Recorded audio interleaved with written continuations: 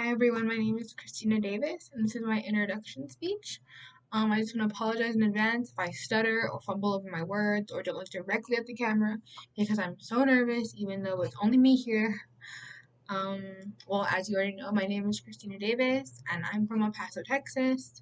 I'm 17 years old, and my major is undecided, but I'm leaning towards becoming an OBGYN. I just think that's really cool. And then for my college ranking, this is my third year enrolled in EPCC classes, and it's my third year of high school, so I'm a junior, so I'm almost done, thank God. And I just want to add that I hope I get to know everyone at some point. And then the first thing that I'm talking about is that I love reading. I love reading because it transcends you to places that you never thought you could be, and it just brings your imagination to life. And I just think that's really cool because I wasn't like the best student growing up. So when I would like read the Junie B. Jones series like in elementary school, I would get so bored. But then my teacher would read them in a way that would just bring the story to life and it would make me like it even more. So then after that I just started reading even more and more and more and more. But I learned to read for entertainment and not just for school. Because I've learned that if you just read for school and not for yourself, like you'll end up hating to read. That's what happened to me. And then some of my favorite authors are Paula Hawkins or Susanna Collins. She wrote The Hunger Games, and then Paula Hawkins wrote The Girl on the Train and Into the Water. And I really like those because, not that I like depressing books, but like I like books that depict real life. I don't really like things that don't depict like the fakeness or things that like are covered up by Hollywood or just like covered up by like things that don't really depict real life because who doesn't want to read about real life? And I just think in those books it was like really like eye opening or just like to think like this is actually like how some people's lives actually are and like I think that's crazy. And I really like those types of books. I don't like books that are just like, oh my gosh, and they lived happily ever after. Like that's not how it works. That's not how it works. And then let me get my paper because I'm not sure what I'm talking about yet. 'Cause I'm so nervous. And now that I've talked about my love of reading, I will tell you about how much I love medical shows. Okay. I know I may sound like, oh, she hates Grey's Anatomy, but I hate Grey's Anatomy because, again, it depicts the falseness of how medicine or like how hospitals or her doctors actually work. I just think, like, in medical shows, they rarely even talk about like the medical stuff. They talk about like their personal lives and who loves who, who's getting married, who's like doing this, who's doing that, and I'm not drawn to that at all. Hate it. Absolutely hate it.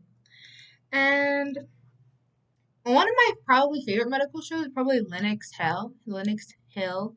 It's on Netflix, and that one actually does depict real life, and it's kind of sad because you do like people actually do die. Like I'm not saying that like in like oh I didn't know people died, but like doctors have people's lives in their hands, and I just think that's really cool because you get to help them and like you get to help diagnose them, you get to help them through this turmoil that they're going through and like help them like face what they are facing because it is scary, like it is scary, and like I hope I get to be a part of that someday.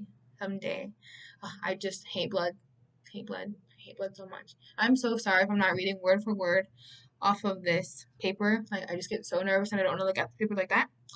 Okay, back to the point. Now that I've told you my love for medical shows, I will tell you a very embarrassing story about how I crashed my mom's car into the rock wall in front of my house.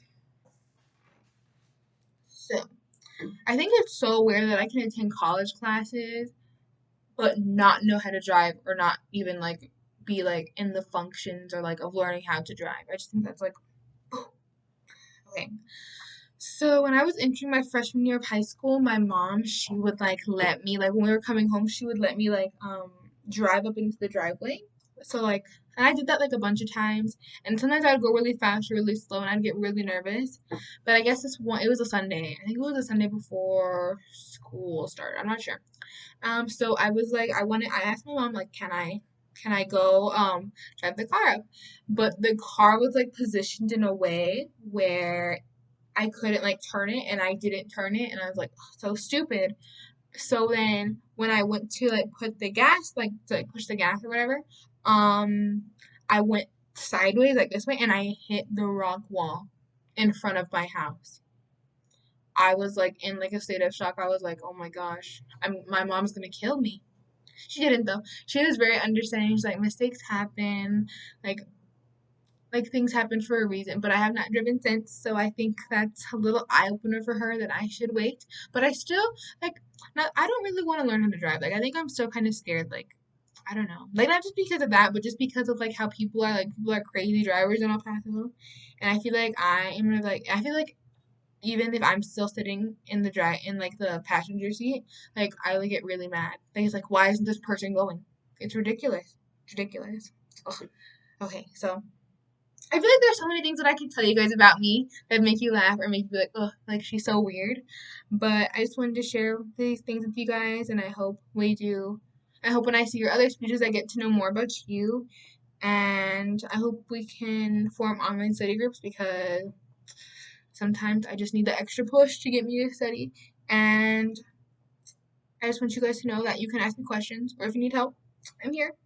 And I hope we get a better understanding of each other, and I hope we all pass. Okay, bye.